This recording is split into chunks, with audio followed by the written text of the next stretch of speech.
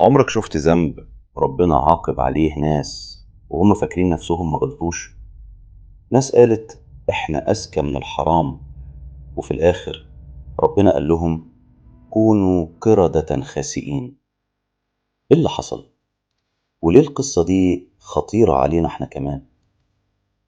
ربنا سبحانه وتعالى بيحكي القصة دي في القرآن، وقال للنبي محمد صلى الله عليه وسلم: واسألهم عن القرية التي كانت حاضرة البحر. قرية على البحر، ناس عايشة على الصيد، رزقهم كله سمك. يوم من غير صيد يعني جوع. ربنا اختبرهم وقال لهم يوم السبت مفيش صيد. مش تضييق ولا حرمان، ده اختبار طاعة. بس الامتحان كان صعب قوي. ليه؟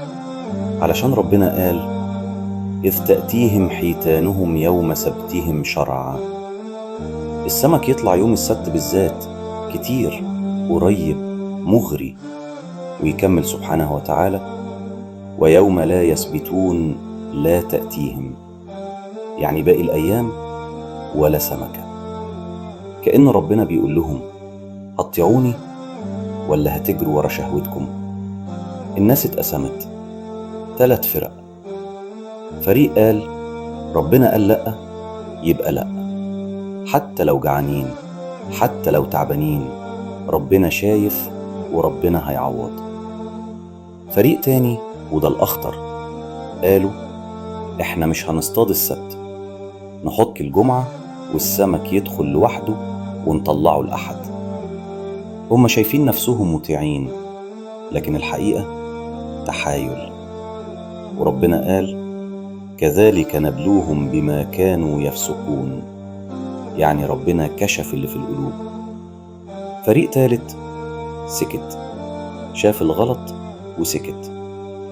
لما المعصية انتشرت ربنا ما سابش الموضوع، فقلنا لهم كونوا قردة خاسئين. مسخ، ذل، إهانة، عشان تبقى عبرة لكل اللي يجي بعدهم. اللي قطعوا ربنا نجاهم، والسكوت مش دايما نجاة. القصة دي مش عن سمك ولا عن يوم سبت، القصة عن أي حرام.